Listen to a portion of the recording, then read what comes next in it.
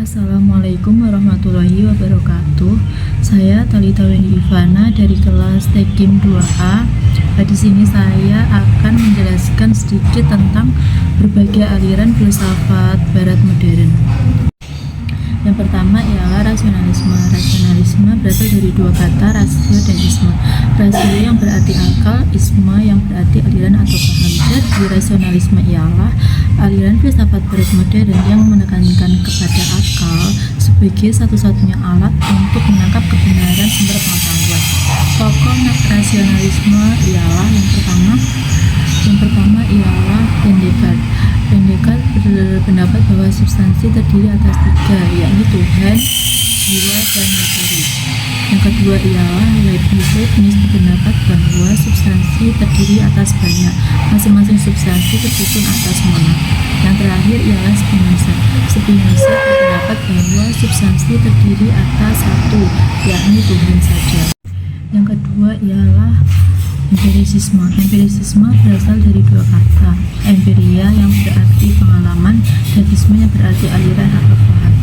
Jadi menurut aliran empirisisme ini, pengalaman menjadi satu-satunya alat untuk mendapatkan pengetahuan sejati.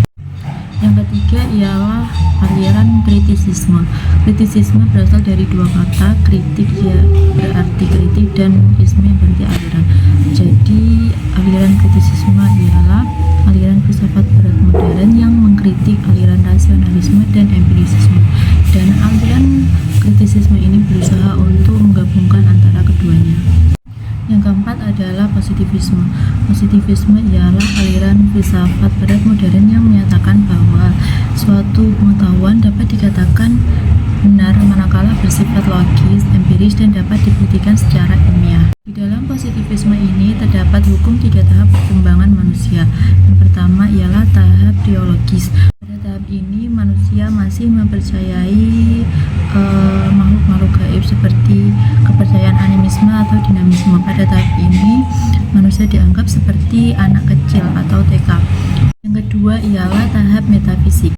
Pada tahap ini merupakan tahap pergeseran dari tahap teologi ke tahap pengertian yang lebih abstrak dan diintegrasikan dengan alam. Pada tahap ini manusia disebut sebagai anak remaja. Selanjutnya tahap yang terakhir ialah tahap positif. Pada tahap ini manusia mulai meninggalkan hal-hal yang bersifat metafisik, mulai mencari pengetahuannya berdasarkan pada observasi dan rasionya. Pada tahap ini manusia sudah seperti orang dewasa. Selanjutnya ialah aliran eksistensialisme. Menurut aliran ini, manusia dianggap sebagai makhluk yang harus dapat bereksistensi atau aktif dengan segala sesuatu yang ada di lingkungan sekitarnya. Yang terakhir ialah aliran pragmatisme. Menurut sebagian orang, aliran ini dapat dikatakan aliran yang simpel. Mengapa demikian? Karena menurut aliran ini, sesuatu yang dianggap benar itu ialah yang dapat dipraktikkan dan dapat memberikan manfaat. Apabila tidak dapat dipraktikkan dan tidak memberikan manfaat, maka sesuatu itu dianggap salah. Begitu juga sebaliknya, jika dapat memberikan manfaat dan dapat dipraktikkan, maka sesuatu dianggap benar. Epistemologi yang dapat mengkaji mengenai hal-hal yang bersifat fisik dan metafisik ialah realisme. Realisme ialah pandangan epistemologi yang menekankan keberadaan realitas yang objektif dan independen dari pemikiran atau pengamatan manusia. Realisme berpendapat bahwa pengetahuan manusia dapat mencerminkan realitas objektif dan bahwa dunia dapat dipahami melalui metode ilmiah. Pelajaran berharga apa sih yang didapat ketika kita mempelajari filsafat barat modern?